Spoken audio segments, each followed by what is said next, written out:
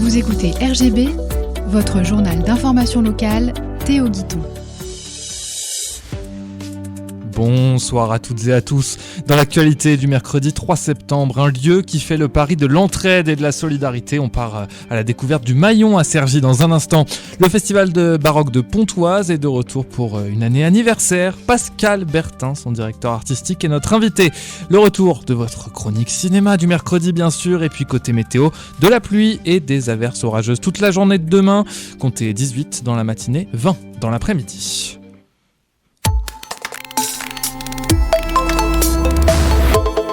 Le député de la 10e circonscription du Val d'Oise, Aurélien Taché, porte plainte après des menaces de mort suite à son message controversé sur X, ex-Twitter, affirmant que la police tue partout. L'élu LFI est la cible d'une vague de messages haineux. Clic, clic, pan, pan, vivement que tu claques, peut-on lire parmi la soixantaine de menaces reçues.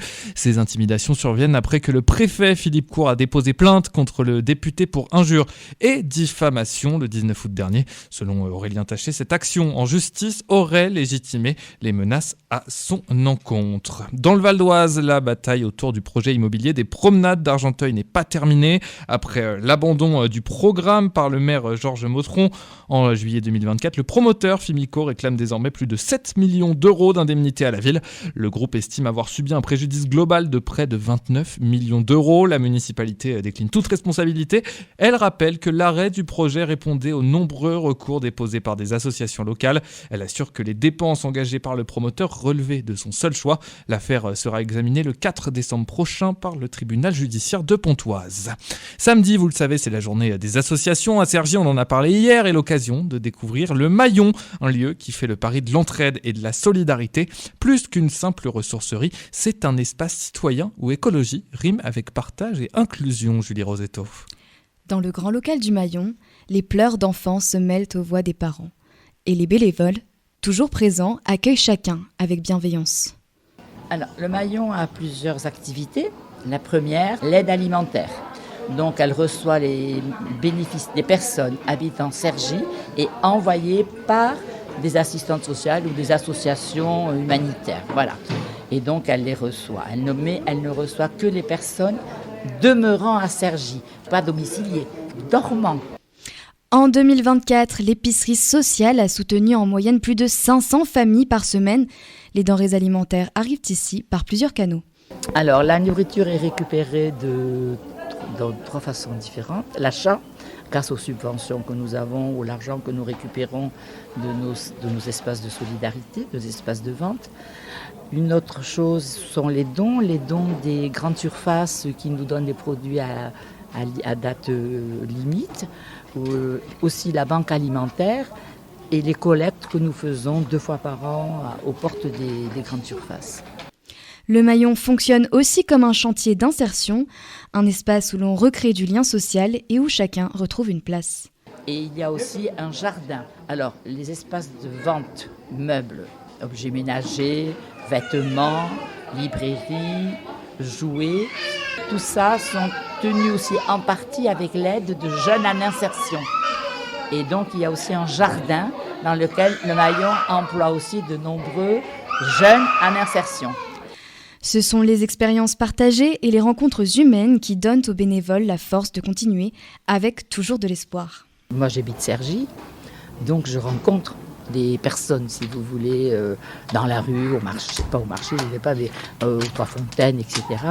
Et nous avons des retours. Et j'ai notamment l'exemple d'une dame. Moi, je ne l'ai pas reconnue, mais elle m'a reconnue. Donc, nous avons bavardé un petit peu. Elle m'a dit, oui, je venais ici quand mon fils avait 6 ans.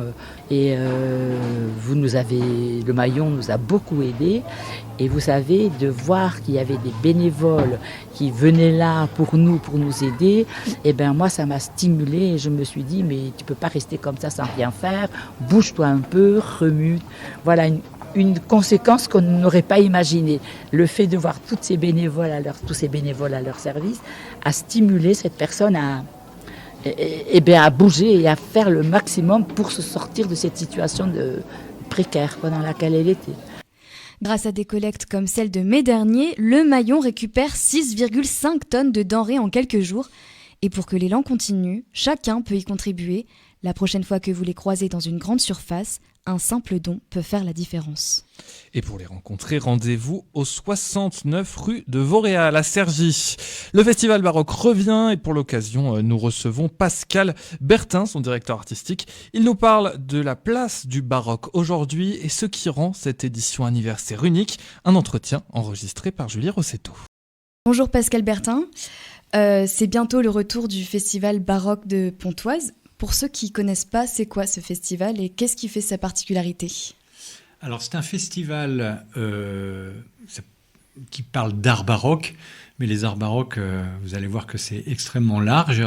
C'est un festival qui est pluridisciplinaire, c'est-à-dire qu'on fait de la musique, mais aussi du théâtre, il y a du cinéma, il y a des styles très différents, c'est-à-dire que on travaille aussi en partenariat avec d'autres structures culturelles locales.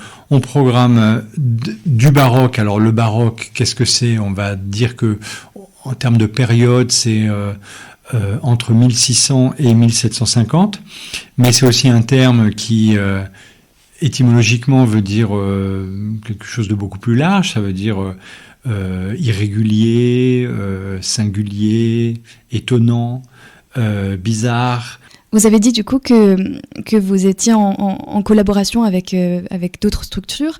Le 12 septembre commencent les Cergissois. Quel est ce partenariat ? Cette année, on va donc donner une relecture très moderne et très intéressante mais néanmoins très respectueuse de l'œuvre de Carmen de Bizet, qui est certainement l'opéra le plus connu de l'histoire de l'opéra, en tout cas en France. Mais ce Carmen, il pose problème en 2025, puisque Carmen, c'est l'histoire d'un féminicide. C'est une histoire où, dans le livret, il y a une phrase sur deux qui pose problème en 2025, qui n'en posait pas à l'époque, mais aujourd'hui, fort heureusement, les choses ont changé.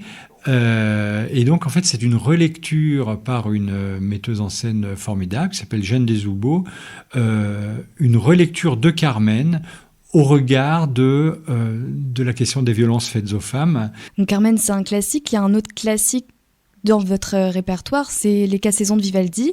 Elles fêtent leurs 300 ans cette année pour la reprise, donc le 27 septembre. Qu'est-ce que vous attendez de ce début de festival ? Alors c'est une soirée très particulière, puisque c'est une soirée de gala, ce sera nos 40 ans, avec, j'y reviendrai ensuite, mais avec une petite brochette de stars qui nous font la gentillesse de venir. Sur la question des 4 saisons de Vivaldi, donc effectivement c'est les 300 ans de son édition. Elles ont été imprimées en 1725 pour la première fois. On pense qu'elles ont été écrites un peu avant, mais en tout cas leur impression à l'état de partition, c'était il y a exactement 300 ans. Les 4 saisons, c'est certainement la pièce instrumentale, même au-delà des répertoires baroques, c'est la pièce instrumentale la plus célèbre. C'est peut-être avec la petite musique de nuit de Mozart, mais ce sont des musiques qui font vraiment partie du domaine de la publicité, des répondeurs téléphoniques, de tas de choses. Ce sont des musiques que tout le monde connaît sans pour autant être capable de mettre des noms dessus. Pour revenir sur ce concert, donc, nous, d'une certaine manière, le festival, on se considère aussi un petit peu comme mécène, puisque depuis 40 ans, il y a eu énormément de musiciens ou d'ensembles en résidence. Ce sont des ensembles ou des solistes qui ensuite ont fait des carrières formidables, et d'une certaine manière on a ce sentiment de les avoir aidés à passer les premières marches. Et ce qui est magnifique, c'est que ces gens-là, en fait, ils ont beaucoup de reconnaissance. Et quand je les ai appelés pour savoir si ils seraient d'accord pour venir fêter ces 40 ans avec nous et peut-être jouer un peu ou dire des choses, ils ont tous dit oui, en fait. Donc ce soir-là, on va avoir le plus connu des musiciens, c'est certainement Philippe Jarouski, qui est donc un chanteur qui est célébrissime dans le monde entier pour sa voix de contre-ténor, mais il est connu même au-delà des cercles de la musique classique. C'est quelqu'un qui est vraiment extrêmement connu. tout de suite, il est venu pour la première fois au festival, il avait à peine 18 ans en fait. Tout de suite, il a dit oui, il a regardé dans son agenda, il a fait de la place, il nous a gardé cette date et il va venir chanter ce soir-là. On a Emmanuel Haïm, qui est la chef d'orchestre de l'ensemble Le Concert d'Astrée, qui joue partout dans le monde, qui était jusqu'à il y a 2 semaines encore à Salzbourg, en Autriche, cet immense festival donc pour un Jules César de Handel. On a des chanteurs, Laurent Naouri, qui est donc une star de l'opéra, en particulier de l'opéra français avec les Arts Florissants. On a aussi du jazz avec Édouard Ferlet qui va venir jouer aussi un petit rappel des petits extraits je veux garder des surprises, mais du concert, du Köln Concert de Keith Jarrett, Köln Concert qui a 50 ans cette année aussi. On va avoir des gens du cinéma, qui sont des gens du cinéma mais qui sont proches de la musique classique. Évidemment Lambert Wilson, qui, vous le savez, est un formidable chanteur, qui va venir chanter ce soir-là, accompagné de son pianiste Bruno Fontaine. Et puis Julie Depardieu aussi, qui est une amie du festival, et qui viendra dire les textes, parce que Vivaldi, en fait, a écrit les 4 saisons, les concertos de violon, il les a écrits sur des poèmes, des sonnets. Et en fait, sa musique illustre ce qu'on peut trouver dans les sonnets. C'est-à-dire les sonnets, ils parlent de tempête, ils parlent de soleil, ils parlent d'animaux, de sons d'animaux. Et tout ça, Vivaldi l'a mis dans sa musique. Et c'est assez rare aujourd'hui qu'on fasse ces concerts en disant les textes. Ce soir-là, Julie Depardieu va nous lire les textes d'origine entrelacés avec les mouvements des 4 saisons. Est-ce que ce serait pas aussi... La musique classique, c'est pas forcément la musique la plus populaire. Est-ce que c'est une manière justement d'ouvrir ce style à plus de monde finalement? Alors il y a un peu de ça, mais moi je pense qu'il ne faut pas non plus, parce que parfois je trouve qu'aujourd'hui il faudrait presque qu'on s'excuse de faire de la musique classique comme si on avait décidé nous-mêmes qu'elle était réservée à des gens. Mais nous, on n'a jamais été dans cette idée-là. Nos concerts sont des concerts d'une extraordinaire qualité. C'est les mêmes concerts que vous pouvez entendre à la Philharmonie, au Théâtre des Champs-Élysées. C'est les mêmes, c'est les mêmes solistes, parfois les mêmes programmes. Simplement, nous, on est dans des gammes de tarifs qui n'ont rien à voir avec ces grandes salles parisiennes, ce qui est normal. On n'a pas non plus les mêmes frais, on n'a pas les mêmes équilibres économiques. Néanmoins, nous, on a toujours tout fait pour que chacun se sente à l'aise au concert. Il n'y a aucun code vestimentaire, il n'y a pas besoin de s'habiller particulièrement pour venir dans nos concerts. On est gratuit pour les mineurs et 5 € pour les moins de 26 ans. Les billets, dès que vous prenez 3 concerts, il y a des abonnements qui fait que le prix moyen, ça doit être inférieur à 15 € de mémoire. Voilà, on est ouvert à tout le monde et on fait un gros travail avec le milieu associatif, les écoles, tout un travail de médiation culturelle. On est très souvent dans les écoles en particulier pour vraiment présenter nos répertoires aux jeunes gens. Et en fait, très souvent, aux enfants, ce qu'on leur fait remarquer, c'est que la musique classique, et en particulier la musique baroque, elle est déjà présente dans énormément de choses qu'ils écoutent. C'est-à-dire que si vous écoutez du rap, les instrus qui sont sous la parole, en fait, très souvent, ce sont des bases, des enchaînements d'accords que vous trouvez dans la musique baroque. Donc en fait, très souvent, les gens ont une idée d'un domaine réservé de la musique classique qui serait réservé à des gens qui sont spécialistes, qui en comprennent le langage et tout ça. Et c'est pas du tout le vrai, parce que ils se rendent pas compte à quel point la musique baroque est déjà présente dans des choses qu'ils entendent aujourd'hui. Eh ben, merci beaucoup, Pascal Bertin. Je vous souhaite une bonne continuation et un bon festival. Et pour toutes les infos, c'est sur festivalbaroque-pontoise.fr. À Cergy, les habitants sont invités au pot de les habitants sont invités au pot de rentrée des maisons de quartier. Objectif, rencontrer les équipes, découvrir les activités pour la saison 2025-2026 et échanger dans une ambiance conviviale. 4 dates différentes. Les Touleuses le 10 septembre à 18h, Axe Majeur Horloge le 18 septembre à 18h30, les Hauts de Cergy le 26 septembre à 18h30 et les Linandes le 3 octobre à 18h30. Et oui, ça aurait pu être les pots de départ, mais c'est finalement les pots de rentrée. C'est mercredi et c'est le retour de votre rendez-vous du mercredi, la chronique cinéma de Damien Morel. Ah bon, il a pas de prénom. Oublie que t'as aucune chance, vas-y fonce. Rubrique cinéma. Et bien sûr une excellente rentrée à toutes et à tous, on reprend son cartable, sa trousse, ses craies et son ardoise et on fonce pour cette nouvelle année 2025-2026, pleine de promesses et pleine de réussite. On commence cette chronique de rentrée à Utopia avec une avant-première exceptionnelle, il nous gâte pour cette rentrée, c'est le jeudi 4 septembre à 20h30, alors ce sera précédé dès 19h30 d'un apéro espagnol, voilà on reste encore un petit peu en vacances, ça fait plaisir, ça picote, tout ça, on aime bien. Et le film sera suivi d'une rencontre avec l'acteur, s'il vous plaît, Sergi Lopez. Sergi Lopez, immense acteur, assez rare sur les écrans, il faut en profiter, on l'avait découvert dans Harry, un ami qui vous veut du bien. Et il revient dans ce film, présenté donc en avant-première, qui s'appelle Sirat, qui a eu le prix du jury au dernier festival de Cannes. Ça se passe au cœur des montagnes du sud du Maroc, donc déjà un décor magnifique. Et ça raconte l'histoire de Loïs, accompagné de son fils, qui partent comme ça à la recherche de la fille aînée disparue donc de Sergi Lopez. C'est le 4e film du jeune réalisateur Olivier Lax et c'est à découvrir donc en avant-première ce jeudi 4 septembre à 20h30 à Utopia Saint-Ouen-l'Aumône et ne pas oublier le petit apéro espagnol dès 19h30. En sortie nationale, une curiosité japonaise, ça arrive, voilà, il y a un alignement de planètes. Parfois on a ces films un petit peu Rubik's Cube qui sortent un peu bizarre comme ça et en plus là c'est japonais donc c'est double bonne raison.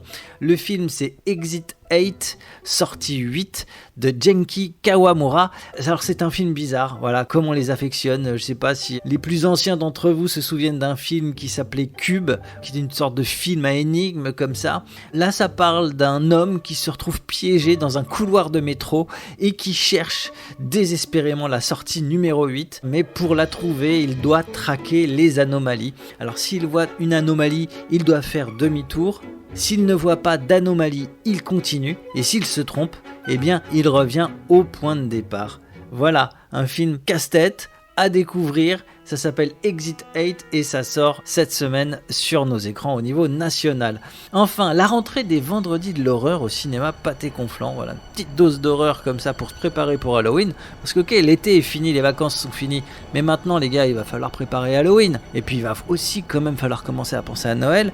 Bref, pour l'instant Halloween, pour l'instant la rentrée du vendredi de l'horreur. Une avant-première ce vendredi 5 septembre à 21h50. The Conjuring, l'heure du jugement. The Conjuring, les fans connaissent bien, c'est la série de films d'investigation paranormale du célèbre couple bien réel, lui et Warren, qui sont toujours sur des dossiers un peu bizarres. Et voilà, enfin une dernière enquête qu'ils n'auraient jamais dû accepter, bien sûr. Une maison maléfique et des invitations pour 2 à gagner pour aller voir le film en avant-première. Vous nous téléphonez au 01 30 38 25 25 01 30 38 25 25 ou vous nous écrivez à radio-rgb.net pour gagner des invitations pour ce vendredi 5 septembre à 21h50 au Pâté Conflant pour le film The Conjuring, l'heure du jugement. Damien Morel et rendez-vous mercredi prochain bien évidemment pour une nouvelle chronique cinéma. Vous avez l'habitude, le temps file, c'est la fin de ce journal. Merci à Damien Gissa pour sa réalisation. On se retrouve dès demain sur RGB 99.2, sur radio-rgb.net, en vidéo sur Facebook. Vous avez vu qu'il y a une petite coupure de son, c'est encore en test, c'est que le 3e. Mais en tout cas, on s'en sort plutôt bien. Et puis en podcast évidemment sur toutes les bonnes plateformes de streaming. D'ici là, je vous souhaite une excellente soirée sur RGB. Je laisse la parole à Damien pour la programmation.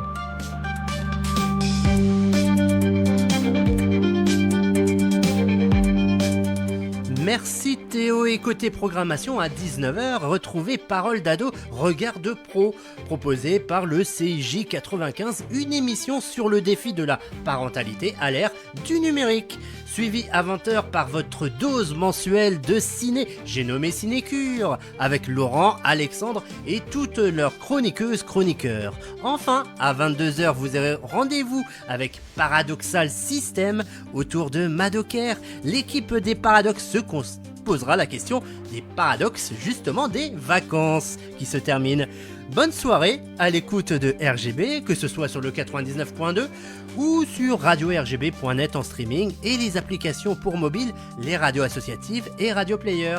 RGB en direct de Cergy-Pontoise.